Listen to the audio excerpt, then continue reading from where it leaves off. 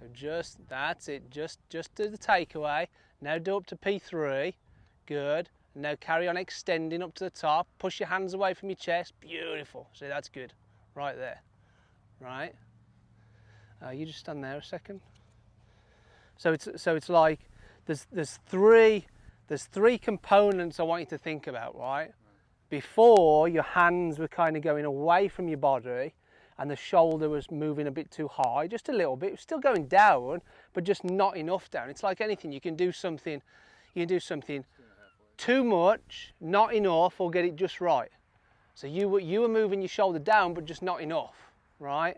So we want to move that shoulder down. So as we're moving the shoulder down, the hands are moving inward along the red stick, right? But there's another component, which is the wrist cock, right? So it's like as I'm moving my hands inward, my left wrist, both wrists, are cocking that club head up. So that's why you see a lot of the pros when they get to P2, right?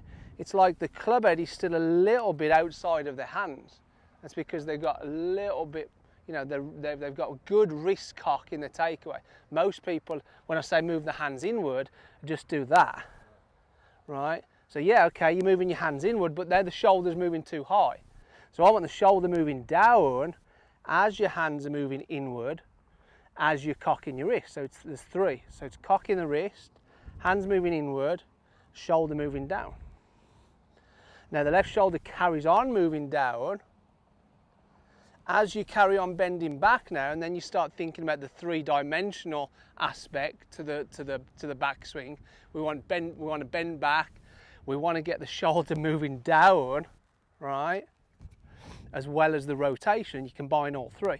For every degree of left tilt, for every degree that the shoulder moves down, the spine is bending back a degree, right? And that's what keeps your head steady. So it's hands moving inward as you're cocking your wrist. So the feeling as you're moving your hands inward is maybe to get to here and feel like your hands are low and the club head's high. So hands going inward, keep your hands low, get the club head high, but as you're doing that, making sure that left shoulder's moving down more.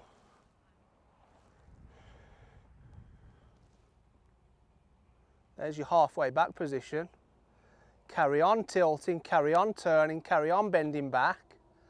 And of course, what's going to facilitate the turning and the tilting and the bending back is the change in knee flex, right? You want your back leg to straighten, left leg to flex, and that's incremental throughout the backswing, because a lot of people do this. It's not incremental, right?